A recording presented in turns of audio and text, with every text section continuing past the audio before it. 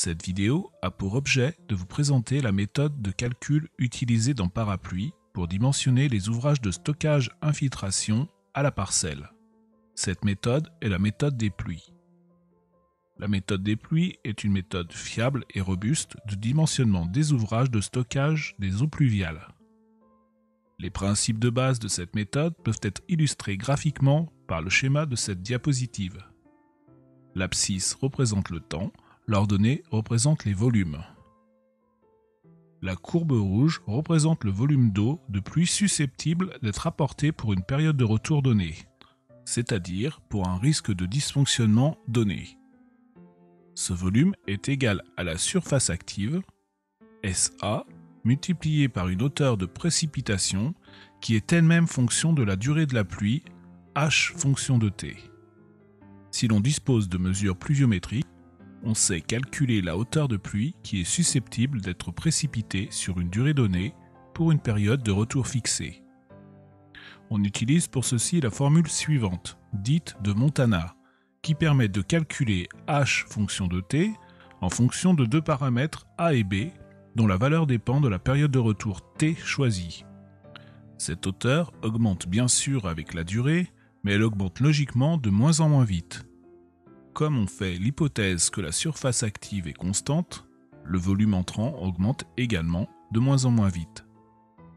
La courbe bleue représente le volume d'eau qui va être restitué au milieu naturel, ou au réseau si un tel rejet est autorisé, avec l'hypothèse d'un débit de vidange constant que nous appellerons QV. Ce volume est logiquement égal au débit de vidange multiplié par le temps et se représente donc par une droite. L'écart entre la courbe rouge et la courbe bleue représente le volume à stocker pour une durée de pluie donnée. Il existe un temps particulier, Tm, pour lequel ce volume est maximum. Ce temps Tm correspond à la durée de pluie la plus défavorable pour l'ouvrage. Le volume correspondant Vmax est donc le volume qu'il faudra donner à l'ouvrage pour faire face aux risques que nous acceptons de prendre. Cette méthode présente plusieurs faiblesses que nous ne détaillerons pas ici parce qu'elle reste tout à fait acceptable du fait que nous nous intéressons exclusivement à des opérations de petite taille. Il était cependant nécessaire d'améliorer sa formulation et de la généraliser pour pouvoir l'utiliser facilement dans Parapluie. La première généralisation a consisté à rajouter un quatrième paramètre aux trois présentés précédemment. Ce paramètre est la durée maximum TE pendant laquelle il peut y avoir de l'eau dans l'ouvrage. Ce temps correspond à l'intersection entre la courbe rouge et la courbe bleue. Ce paramètre est important à la fois pour des raisons de confort. Par exemple, si on stocke l'eau sur sa pelouse, il n'est pas acceptable que des flaques y subsistent pendant une durée trop longue. Maîtriser la durée maximum en eau est également important pour des raisons sanitaires. Les larves de moustiques ont en effet besoin d'un lieu en eau pendant 4 ou 5 jours pour se développer. Faire en sorte que la durée maximum en eau soit limitée à 1, 2 ou 3 jours élimine totalement ce risque. La deuxième généralisation a consisté à étendre la méthode à certains ouvrages qui ne vidangent pas à débit constant. C'est en particulier le cas des ouvrages d'infiltration comme les puits ou les tranchées qui infiltrent l'eau par les parois latérales. Plus la hauteur d'eau est grande dans l'ouvrage et plus la hauteur d'infiltration est grande, donc plus le débit d'infiltration est grand. Cette généralisation a pu être faite en introduisant la notion de débit maximum correspondant à l'ouvrage plein et de débit moyen pour la pluie dimensionnante. La méthode des pluies est le plus souvent utilisée sous forme itérative. Une autre innovation importante a consisté à la mettre sous une forme analytique. Les trois équations de base sont représentées sur cette diapositive.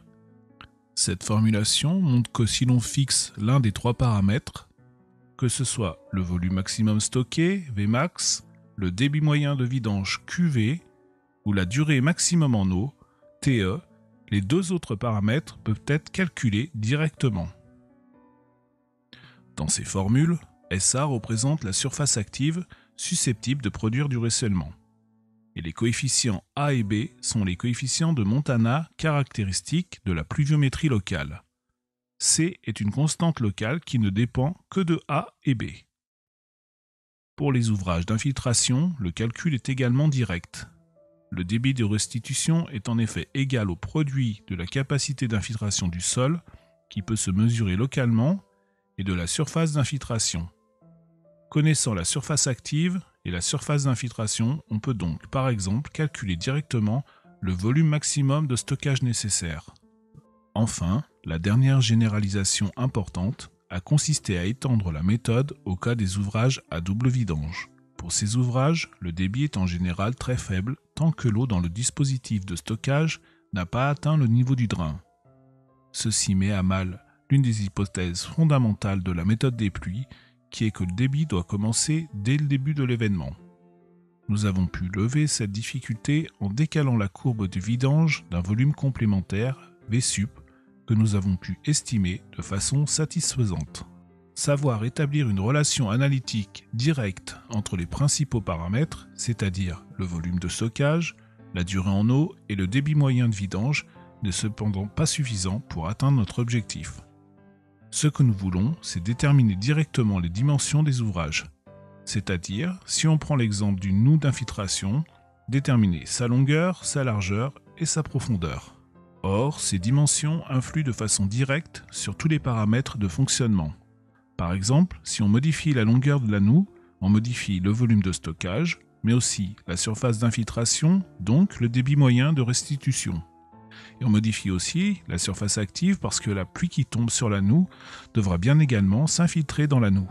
En soi, ceci ne rajoute pas de difficulté fondamentale, parce que les relations géométriques entre les dimensions et les paramètres de dimensionnement sont faciles à établir.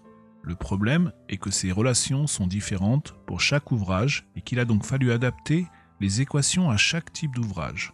Enfin, pour être exact, presque à chaque type, car il n'y a que 36 formes d'équations pour 56 formes d'ouvrages.